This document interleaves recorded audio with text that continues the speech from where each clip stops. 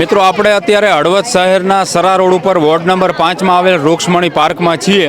ગઈકાલે પણ અહીંયા આવ્યા હતા। કેડ સુધીનું પાણી જે છે એ આ સોસાયટીમાં ભરી ગયું હતું। બધાના ઘરોમાં પણ પાણી ભરી ગયા હતા। પછી તંત્ર પણ અહીંયા પહોંચ્યું હતું, ધારાસભ્ય પણ અહીંયા પહોંચ્યા હતા। લોકોના ઘરે પણ જઈ અને એમને પણ ખરેખર પરિસ્થિતિ કેટલી ગંભીર હતી એ જોઈ હતી।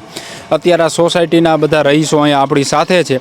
આ લોકો કહી રહ્યા છે કે લાખો રૂપિયાનું જે છે એ નુકસાન થયું છે, કારણ કે લોકોના ઘરમાં પાણી ઘૂસી ગયા હતા। ફર્નિચરોને હોય તો એ પણ બધું ફોગી ગયું છે, મતલબ ઉખડી ગયું છે। આ પરિસ્થિતિ હતી આ હળવદ શહેરના સરા રોડ પરની, કારણ કે કુદરતી જે પાણીના વહેણ હતા એ વહેણ પાણીના બંધ કરી દેવામાં આવ્યા। જેટલા પ્રમાણમાં પાણી જઈ શકે એટલા પ્રમાણમાં પાણી ન જ્યું ને એના કારણે 6-7 ઇંચ વરસાદમાં આવી પરિસ્થિતિનો સામનો જે છે આ રહીશોને કરવો પડ્યો। આ મહિલાઓને આપણી સાથે છે, એમની સાથે થોડી વાત કરી। શું બેન તમારું નામ? સોનલબેન। સોનલબેન, કાલે પાણી હતું, આવું તો પહેલી વખત આવ્યું હોય છે ઘરમાં પાણી? કેટલી વર્ષથી આવે, 10 વર્ષથી પાણી આવે એટલે ઘરમાં જ ઘૂસી જાય પાણી બધાને? હા, દર વખતે રાતે, ઓલી વખતે રાતે ઘૂસી ગયું હતું, પણ રાતે કોઈ તે વખતે મીડિયા વાળાએ ધ્યાન ન દીધું સરકારે। આ વખતે પછી બધું સોસાયટી વાળાએ બધું કાલે બધી મહિલા મંચ બધા ભેગા થઈને બધું આ નિર્ણય લીધો કે હવે આપણે કે સરકાર સુધી પહોંચવું છે। શું કેટલું નુકસાની છે આ પાણી? નુકસાની તો વાત જાવ દો, કોઈ રાંધેલું કોઈ ખાધું નથી। આ બેડમાં પાણી ઘસી ગયા હે, બધાને ગોદડા પડી ગયા, સોફા કોઈને પડી ગયા, ફ્રીજ બગડી ગયા હે, એટલે વોશિંગ બગડી ગયા હે। એ અમારે હવે આ નાલાનો બધા નાલા અમુક દુકાન કરવું શું જોઈએ પાણી ન ઘૂસે તે માટે પાલિકા તંત્રએ શું કરવું પડે? આ જો નાલા નહીં તોડે તો નાલા તોડવા પડશે મારી। આ નાલાનું જ પાણી અમારે આવે છે, મતલબ જે પાણીના વેણ છે એ બધા દબાવી દીધા, બધા નાલા કરી નાખ્યા છે। કોઈ બધા સોસાયટી વાળાએ આસોપાલવથી માંડી તે છેકા સિદ્ધનાથ સુધી બધા નાલા પેક કરી નાખ્યા। એટલે અમારે એ પાણી બધું આમાં જ આવે છે। જોઈ ગયા ઇનાલીના ફોટા પાડીને વહી ગયા।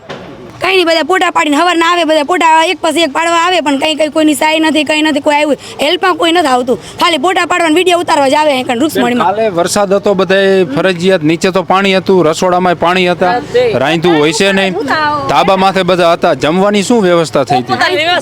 વ્યવસ્થા નહીં, હાઈ જે કોને એચપીએલ ગ્રુપ, હા એચપીએલ ગ્રુપ વાળા આવ્યા હતા ને અમે એ ખાધું છે ને, જે કોઈનું કઈ કોઈ આવ્યા નથી, પૂછવાય નથી આવ્યા, કોઈ સરકારે નથી આવ્યા, કોઈ નથી, ખાલી આવા વિડીયો બનાવી જાય, ખાલી ટીવીમાં એ લોકોને દેખાવા માટે ફેમસ કરે અમને રૂક્ષ્મણીમાં। બીજું કઈ વાંધો જ નથી।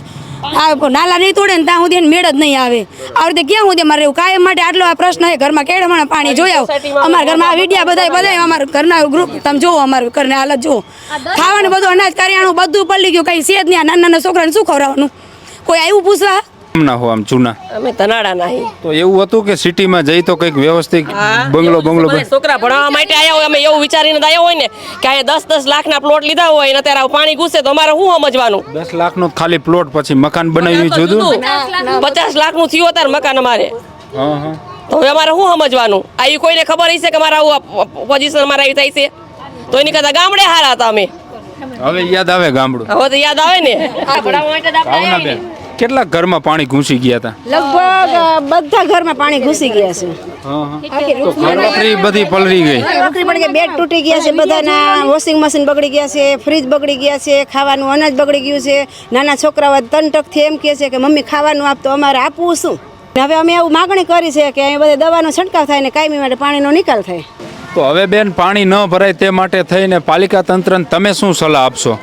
પાણી ના ભરાય તો આખી સોસાયટીના ચોક્કસ ત્યાં જઈને ઓબાળો કરશો। અને હવે ચૂંટણી આવે અને મત માગવા આવે, તમે કોઈ મત નહીં આપે જ્યાં સુધી નિકાલ ન થાય ત્યાં સુધી। અમારા સોસાયટીના બધા જેન્ટ્સ લોકોએ બધાને ઘરમાં મદદ કરી બધું કર્યું, બાકી કોઈ નગરપાલિકા કોઈ મદદ કરવા નથી આવ્યા ના। એ બધા ગ્રુપ વાળા બધા સોસાયટીના લોકોએ બધાએ મદદ કરી। અહીંયા આવીને જોઈ જાય, ફોટા પાડી જાય, કોઈ મદદ માટે નથી આવ્યું। આવે ખરા કે કાલો હમણાં આવશે, આમ આવશે, પણ કોઈ આવ્યું નથી। આ બધા તમે સાંભળો છો, બીજા આ બાજુ પુરુષો છે એમની સાથે પણ થોડીક વાત કરી। ચોક્કસ હું એ જણાવું છું કે કાલે જે ફૂડ પેકેટની વ્યવસ્થા સાંજે થઈ, જ્યારે પાણી વહેલી સવારથી આવી ગયા હતા, તો પૂરા દિવસ દરમિયાન બાળકો અને મહિલાઓ અને ઘરના તમામ સભ્યો ભૂખ્યા હતા 100%। અને એ વ્યવસ્થા એમના ધ્યાને કરી છે, તંત્ર કંઈ સહકાર નથી દેતું કે?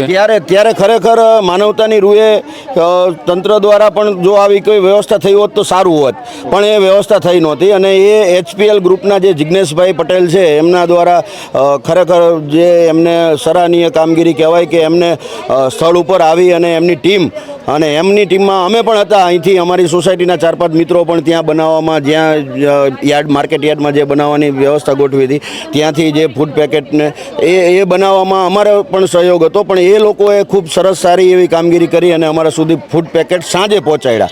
ખરેખર આ કામગીરી તંત્રએ કરવી જોઈએ અને એ બેન દ્વારા જે રજૂઆત થઈ એ ખરેખર બેનની વાત એ પ્રમાણે પણ સાચી છે. ઓકે, તો મિત્રો આ અત્યારે આપણે રૂક્ષ્મણી પાર્કમાં છીએ ને અહીંયા આગળના જે કંઈ વિસ્તારના લોકોની જે કંઈ સમસ્યા છે, આ વરસાદના કારણે શું સમસ્યા સર્જાણી હતી આપણે કહેવાની જરૂર નથી, તેઓ પાસેથી જ આપણે સાંભળીએ.